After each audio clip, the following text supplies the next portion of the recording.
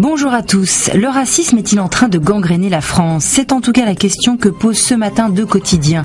Le Parisien, aujourd'hui en France d'abord, qui relève la multiplication des insultes xénophobes chez les politiques, dans la rue et les médias. La parole raciste n'est plus taboue, elle s'est décomplexée. Et pour le président de la LICRA, c'est le débat sur l'identité nationale lancé il y a 3 ans par Nicolas Sarkozy qui a fait sauter un verrou. Libération aussi fait sa une sur ce sujet en donnant la parole à Christiane Taubira. Pour la ministre de la Justice, cible de violentes attaques racistes, il ne s'agit pas de simples dérapages, mais d'inhibitions qui disparaissent. Mais au-delà de mon cas, dit-elle, c'est la cohésion sociale qui est mise à bas. De cohésion, il ne faut pas en chercher sur le dossier de l'écotaxe. Métro fait sa une sur la polémique qui enfle autour du contrat passé avec la société EcoMove, jugée déséquilibrée. Mais derrière cette polémique financière, il y a surtout la colère que l'écotaxe a libérée comme un détonateur. Pour le Figaro, l'exécutif est aux aguets. Sa peur que la fronde bretonne soit contagieuse. Agriculteurs, mais aussi vétérinaires, sages-femmes, routiers, artisans, peu de secteurs échappent à la grogne. En écho à cette liste de mécontents, Le Monde rappelle qu'en un an, plus de 1000 plans sociaux ont frappé la France.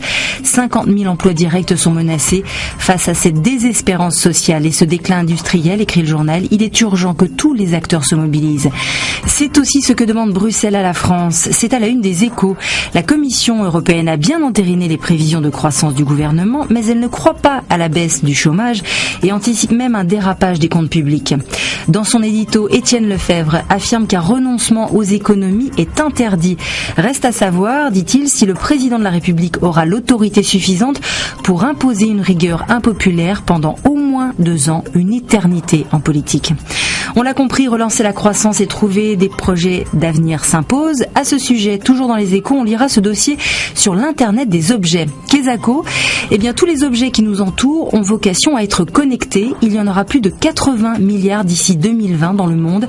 Un marché colossal. Pas étonnant que ces objets connectés fassent partie des 34 projets d'avenir retenus par François Hollande pour relancer l'industrie française. Être connecté, c'est bien. Encore faut-il savoir se protéger. 20 minutes parle ainsi en une de cette mémoire du net qui fait débat.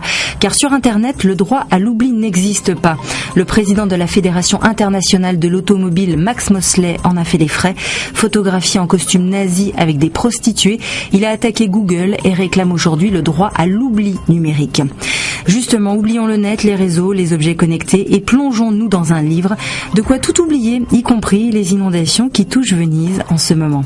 La tête dans un livre ou dans les étoiles. Bonne journée et à demain.